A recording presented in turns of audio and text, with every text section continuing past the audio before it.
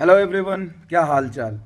अगर आप भी क्लास में कंसेप्ट को, थ्योरी को, फॉर्मूले को पढ़ने के बाद लंबे समय तक याद नहीं रख पाते हैं, सवाल सॉल्व करते समय वो फॉर्मूला आपको मेमोराइज नहीं होता है, तो इसमें आपकी कोई गलती नहीं है। क्योंकि जब भी आप फर्स्ट टाइम कोई कंसेप्ट पढ़ते हो तो आपके शॉर्ट टर्म मेमोरी में जाता है।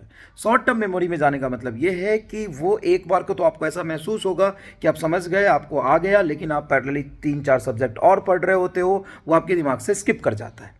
तो इससे बचने का बहुत आसान तरीका है कि जब भी आप क्लास में कोई कंसेप्ट, थ्योरी 1-1.5 घंटे की क्लास में पढ़ते हो, तो बाद में वीडियो, ऑडियो, नोटबुक सब बंद करके एक ब्लैंक पेज पर उसको लिखने की कोशिश करो।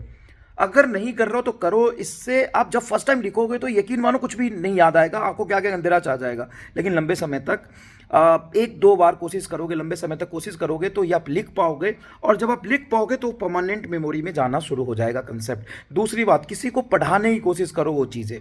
जैसे आपने पढ़ा, आपके घर में कोई छोटा भाई है, कोई बहन है, उसको पढ़ाने की कोशिश करो।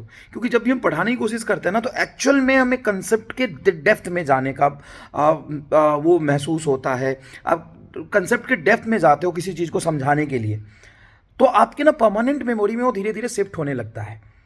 अगर आपके 2-4 फ्रेंड सर्कल है जो साथ में नीट की प्रिपरेशन कर रहे हैं, तो आप साथ में डिस्कस करो चीज़ें। जैसे कोई फिजिक्स का टॉपिक है तो आप उनको पढ़ा दो, तो इससे उनको भी फ़ायदा होगा और आप भी जब पढ़ाओगे तो ज़्यादा समझ में आएगा। कोई अगर साथ में नहीं है तो आप अपने घर में छोटे भाई, बड़ी बहन, मम्मी को बिठा के पढ़ा सकते हो। इस ये अपने आदत में लाओ। थोड़ा सा रिवीजन करने का ये सबसे बेस्ट तरीका होता है।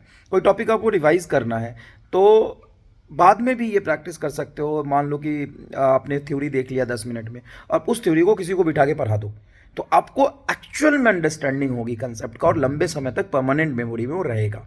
ठीक है। Thank you so much. All the best.